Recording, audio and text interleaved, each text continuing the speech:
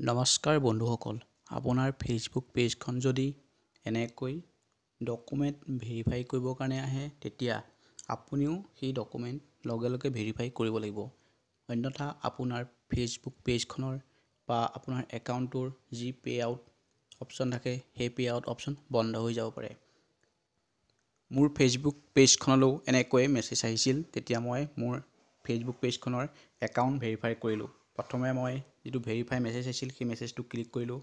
Click কৰাৰ পাছত এনেকৈ আহিছে অপশ্যন। এতিয়া মই কি দিম সেইটো ফেচবুকে বিচাৰিছে। Driving licence, passport, state ID, tribal certification status, national ID card, voter card, আপুনি যিটো থাকে আপোনাৰ সেইটো আপুনি ইয়াত দিব পাৰিব। মই মোৰ লাইচেঞ্চখন দিছোঁ। এটা কথা মনত ৰাখিব, আপোনাৰ লাইচেঞ্চ বা যি ডকুমেণ্টছেই নিদিয়ক কিয়, তাত যাতে আপোনাৰ নাম, এড্ৰেছ আৰু আপোনাৰ ডেট অফ বাৰ্থটো শুদ্ধকৈ আৰু স্পষ্টভাৱে লিখা থাকে। মই ইয়াত মোৰ ড্ৰাইভিং লাইচেঞ্চখন দিছোঁ।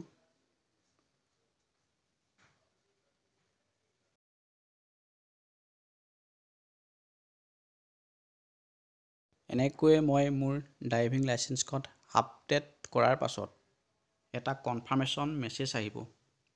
মানে এটা কনফাৰ্মেশ্যন মেছেজ আপোনাৰ ফোনত ডিছপ্লে হ'ব। তাৰ পাছত আপুনি পৰ্যায়ক্ৰমে আপোনাৰ বেংক ষ্টেটমেণ্ট আৰু আপোনাৰ এটা চেলফি ভিডিঅ' আপলোড কৰিব লাগিব। আপোনাৰ আইডেণ্টিটিটো ভেৰিফিকেশ্যন কৰিবৰ বাবে আপুনি আপোনাৰ আইডেণ্টিটি কাৰ্ড, চেলফি ভিডিঅ' আৰু বেংক ষ্টেটমেণ্ট আপলোড কৰাৰ পিছত আপোনাৰ পে আউটৰ বাবে একাউণ্টটো সম্পূৰ্ণভাৱে সাজু হৈ পৰিব। গতিকে এইখিনি কাম কৰিবলৈ কেতিয়াও নাপাহৰিব। যদি আপুনি ইউটিউবত চাই আছে, তেনেহ'লে মোৰ চেনেলটো ছাবস্ক্ৰাইব কৰিব, আৰু যদি ফেচবুকত চাই আছে তেনে মোৰ পেজখন ফ'ল' কৰিব আৰু লগতে শ্বেয়াৰ কৰিবলৈ নাপাহৰিব। ধন্যবাদ।